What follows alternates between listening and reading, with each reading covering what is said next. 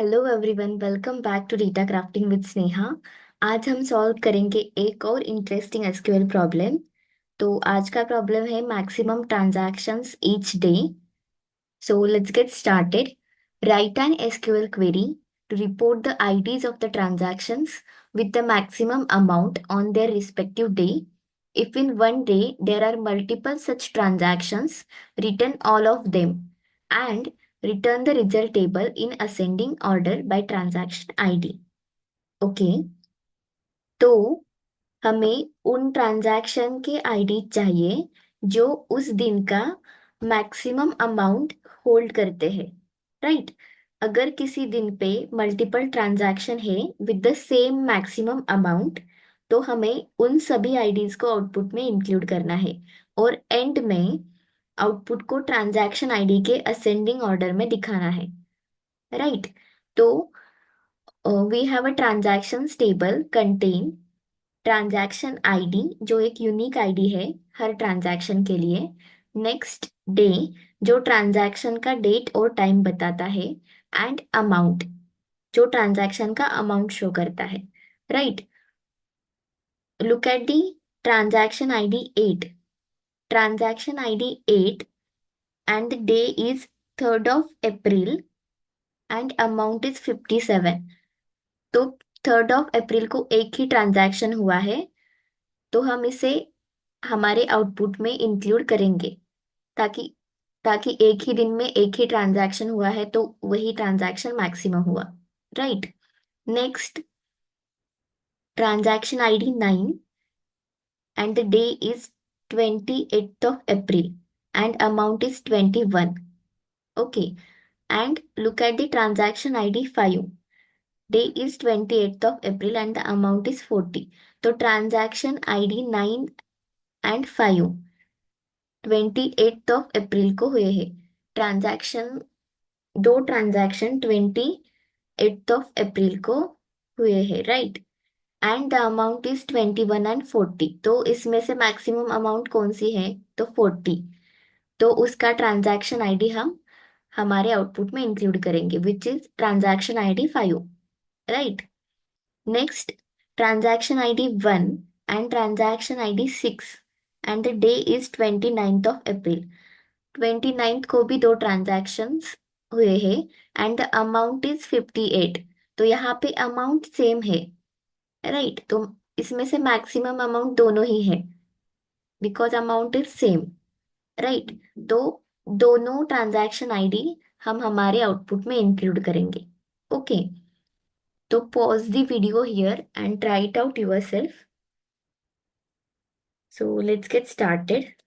Select from transactions,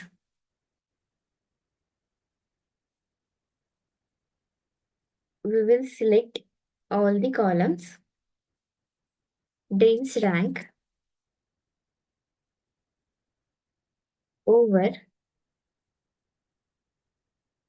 partition by। यहाँ पे day column में डेट एंड टाइम दे दिया है। राइट, बट हमें सिर्फ डेट चाहिए। हम डेट एंड टाइम इंक्लूड करेंगे तो अलग अलग टाइम पे ट्रांजैक्शंस हो रहे हैं। राइट, तो partition by date and time हम नहीं कर सकते, हमें सिर्फ डेट चाहिए। इसलिए we will use format function to extract the date, to convert the date in date format. Right, so format day column, date, month and year। तो date and time को हमने सिर्फ डेट फॉर्मेट में convert किया। Right, using format function and order by amount descending. Order by amount descending हमने इसलिए किया ताकि हमें मैक्सिमम अमाउंट चाहिए। राइट, उस दिन की मैक्सिमम अमाउंट चाहिए, इसलिए order by amount descending as rank. Okay, now I will run this query and see in the output It will show transaction ID, day, amount and rank.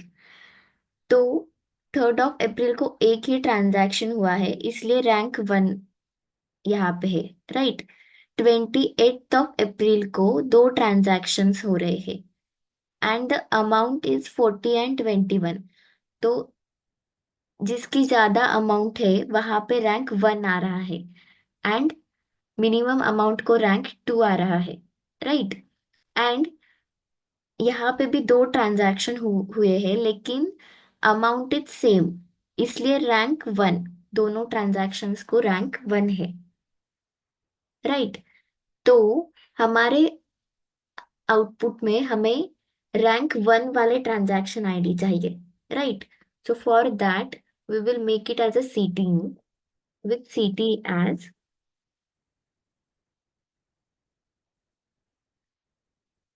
select.